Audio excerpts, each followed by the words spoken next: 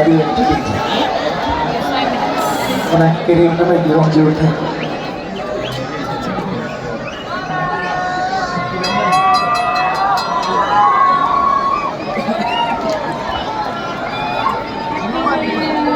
Hello, എല്ലാവർക്കും കേൾക്കാം അല്ലേ? നമ്മൾ ഞരക്കെടുക്കാൻ പോവാ. നമ്മൾ കേരള ലോട്ടറി സ്റ്റൈലില് ഞരക്കെടുത്തു കഴിഞ്ഞു. അപ്പൊ അതിന്റെ റിസൾട്ട് കൂടെ അനൗൺസ് ചെയ്യാൻ പോവാണ്. എല്ലാവരും റെഡിയാണ്? ഓക്കെ. ഇപ്പൊ സമയം 11 മണി കഴിഞ്ഞ് 54 മിനിറ്റ്. ഞാൻ 20ാമത്തെ സമ്മാനം അനൗൺസ് ചെയ്യാൻ പോവുകയാണ്. 10 കിലോ അരി. വിഷമിക്കേണ്ട, നല്ല പ്രൈസ് ഉണ്ട്. 1048 അതാണ് നമ്പർ.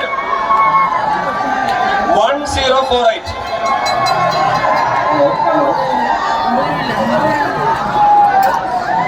പത്തൊമ്പതാമത്തെ പ്രൈസ് ഒരു ഏത്തക്കുലയാണ്. ഹലോ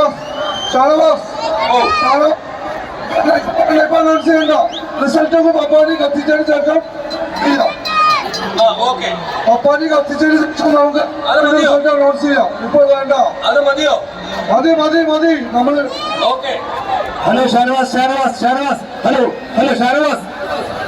ഹലോ ഒരു മിനിറ്റ്.